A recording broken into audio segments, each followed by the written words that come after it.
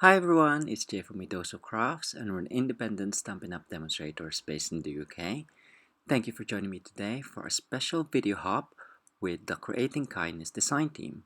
And I'll be showing how to make a slider card using the This Little Piggy stamp set by Stampin' Up.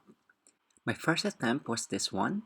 So you pull the lever down and it reveals the flying pig on top.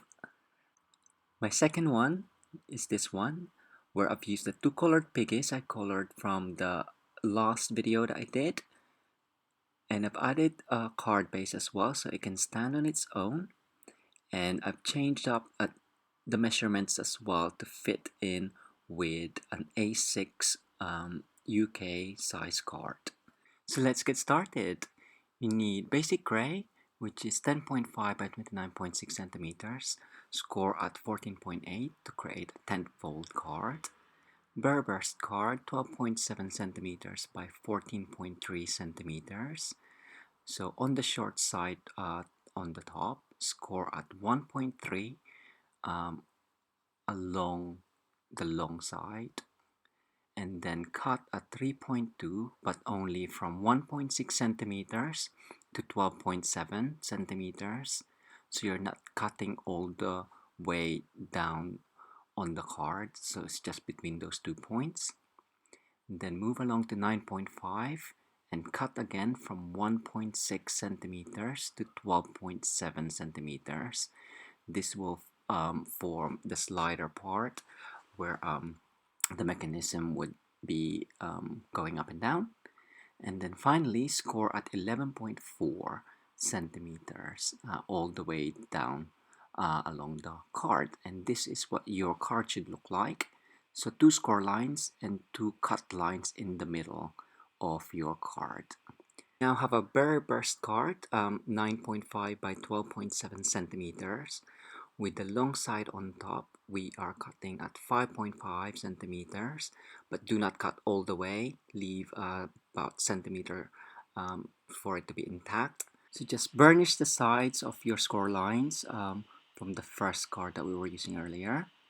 And we are then going to feed through the 5.5 centimeter size on the top of your cut lines. So the shorter side would be facing the front and then the larger one would be inside your card. So this will form the mechanism part, and when you pull it down it will reveal what's on the top. Use stirring tape just to secure that cut line, and again I've just added another stirring tape on the other side just to make sure that it doesn't tear as well on that side. So to create the finger tab, I've used the 1-inch circle punch. So use the size of your punch and line it up against your cut lines just to make sure that it's in the middle. I'm just burnishing the folds again just to make sure it is nice and flat. And I'm just using the multi-purpose liquid glue just to adhere the top to the base card as well. So it's just easier to align it up. Obviously make sure that you have a nice border along around the card, and then just lift that up, and then again just add a bit more glue just on the top of your card. So for the topper, Whisper White 6 by 11.1 centimeters. I've gone ahead and stamped the first piggy. I've masked off the sentiment as I showed you on the previous watercoloring technique video that I've done. And the flying piggy as well. I'm just gonna stamp this on the Whisper White.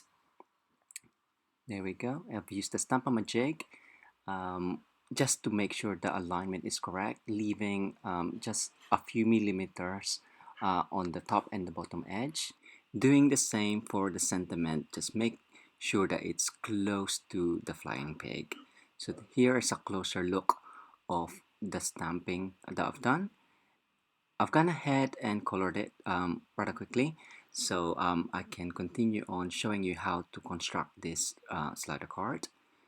So again, just using the multi-purpose liquid glue, add it just sparingly and making sure that you feed through underneath the slider mechanism. Use that card to make sure that you are aligning it, and just move it around up and down, just so you know that you are covering the Whisper White. I must say I did cut down the mechanism too short for this video, but I have given you the correct sizes. For the cloud part, Whisper White 7.6 by 7, so with the longest on top. I've used the detail fluorescent lids just for the clouds. You can use other clouds as well with different punches, as well as maybe even using the balloons as well, the balloon bouquet punch, which would be quite great to form obviously the hidden part of the slider card. Now for the outside sentiment, this sentiment is actually connected to the flying pig.